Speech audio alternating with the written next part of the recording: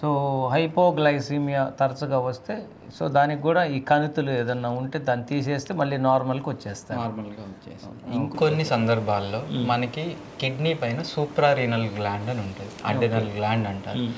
అది కూడా మనలో బ్లడ్ గ్లూకోజ్ లెవెల్ కానీ బీపీని కానీ మెయింటైన్ చేస్తూ ఉంటుంది.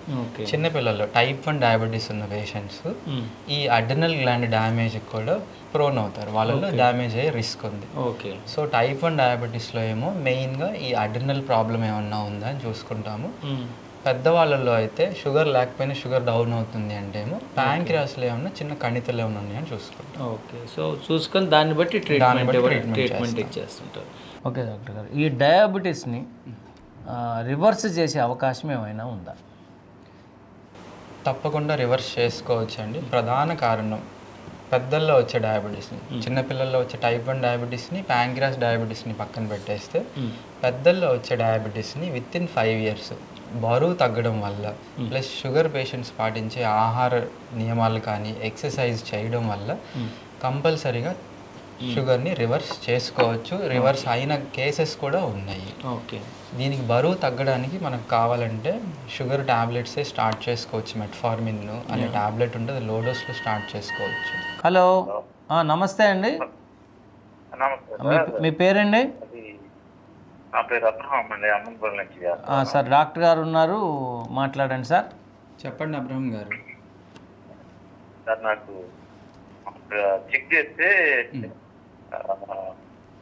షుగర్ ఉందన్నారు. మీ వయసు ఎంత అండి? నా వయసు 55 సార్. 55. ఎప్పుడు చెక్ చేయించుకున్నారు?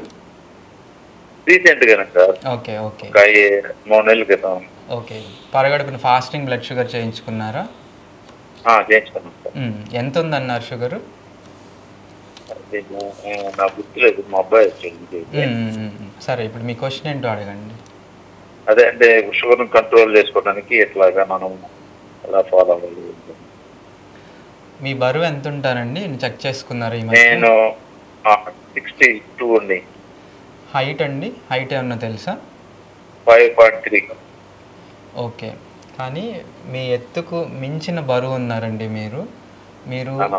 ఫస్ట్ థింగ్ ఏం చేయాలంటే షుగర్ని ఇప్పుడు రీసెంట్గా ఆన్సెట్ అంటున్నారు కాబట్టి మీరు 10% అంటే 6 kilos వెయిట్ కానీ తగ్గగలిగితే మీకు షుగర్ రివర్స్ అయ్యే ఛాన్స్ చాలా వరకు ఉందండి.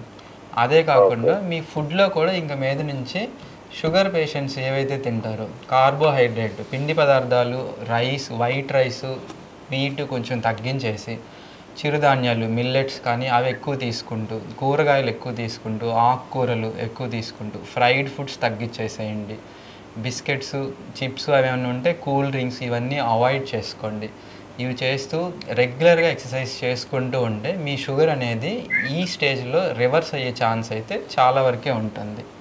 ప్లస్ దీనితో మందులు కూడా వాడుకుంటూ మీరు మందులు స్టార్ట్ చేసినా కానీ తగ్గించే అవకాశం అయితే ఉంటుంది.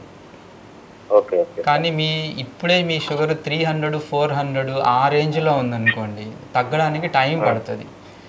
కానీ ఎంతైనా మీరు ఒక ప్రొటెక్టివ్ పీరియడ్లో ఉన్నారు. మీరు ఈ స్టేజ్లో బరువు కానీ తగ్గగలిగితే 6 kgs రివర్స్ అయ్యే ఛాన్స్ కూడా ఉంది.